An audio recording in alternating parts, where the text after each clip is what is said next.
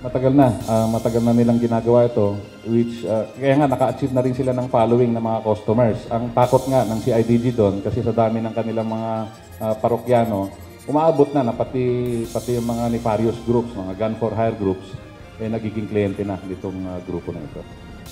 Takbo!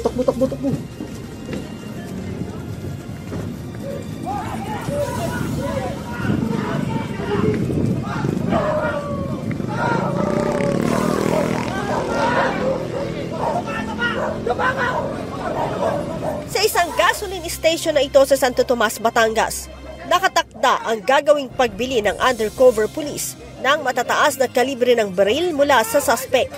Ang suspect na itinago sa pangalang Zandy ay isang buwanang minamanmana ng mga otoridad dahil sa pagbebenta ng loose firearms sa Batangas at mga kalapit na lugar.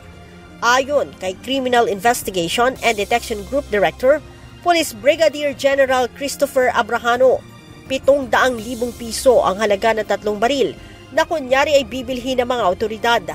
2 dito ay kalibre 5.56 rifle at ang isa ay caliber 22 rifle.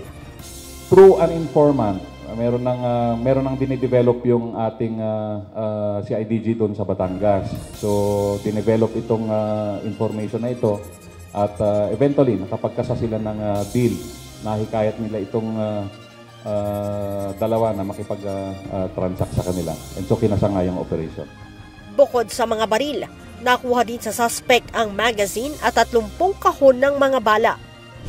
Aminado din si Brigadier General Abrahano na imported ang naturang mga baril, kaya't kasama sa iimbestigahan ng CIDG ay kung paano ito nakapasok ng bansa.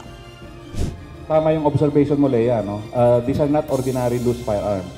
Pero ito, ang tawag namin dito ay mga factory-built rifles or close to factory-built rifles. Mga original parts ito na binuo para maging M4 type rifles. So these are not manufactured here in the country. So it begs the question, saan galing ito? Anong avenues galing to? Meron na ba tayong firearms smuggling na nangyayari? So we're looking at that at we're developing law enforcement projects para makita natin ito.